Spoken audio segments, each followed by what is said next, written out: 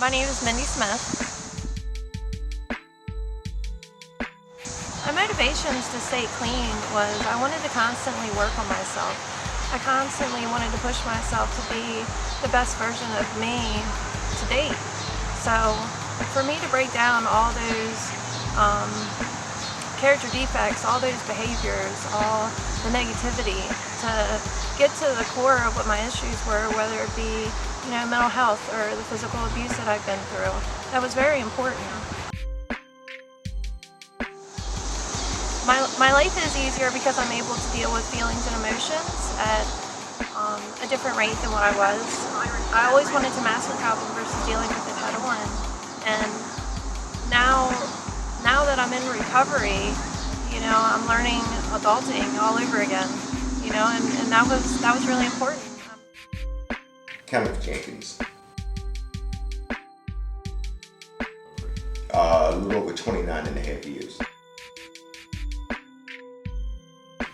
I overdosed back in '92 up in the city, and I just knew I needed to do something different. Had no idea about recovery, no information at all about it, and having to run into the right people, and they kind of like gave me some information. It's not an easy journey, but it's like it's a well worth one. What I do on a daily basis, like I said, I still go to meetings on a daily basis, but I also work here at the Hamilton Recovery House here on the North Division. I interact with a lot of guys in different stages of early recovery. It allows me to remember the struggle I had when I first got clean. It also allows me to appreciate just the little things, because you always have to put your life in perspective. A lot of times you can forget how hard the struggle was to get clean, and there's a lot of people with time has found themselves back at it using again. Yes, I know a number of people that actually works in that field. I think it's great that they are allowing a lot of the guys to, and a lot of the people now to get involved. I think it's one way of staying around here when you're able to actually see the help that you're offering to people.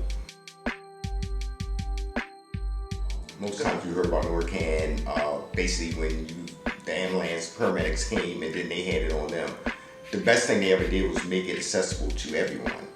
Because a lot of times you don't have a lot of time to wait for medical professionals to get there. I wanted to have my clean date February 25th, 2018 if it wasn't for Narcan. It's important to save a life because overdoses are just going up. The overdose rate is constantly changing, and it's important to better prepare the community, because when somebody overdoses, it's a loss to the community. It's a loss to a family member. It's a loss to a parent. Narcan is free. You can reach out to Worcester Goes Purple, and we have people that are ready to train anybody that is willing to be trained in Narcan. To be trained in Narcan, it literally could probably take less than 5 minutes. I even might break it down to 3.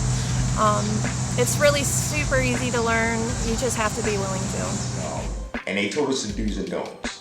Because a lot of people don't understand that now the laws has changed, that if you do help someone, that they're not arresting people. At one time, if you was with someone at OD, you automatically got questioned by the police or whatnot. And primarily, thank God that law has changed. It's around everywhere. We might not come out and say, like, hey, we're in recovery, because a lot of people are in anonymity. But there is plenty of meetings that you can go to and find where that hope is.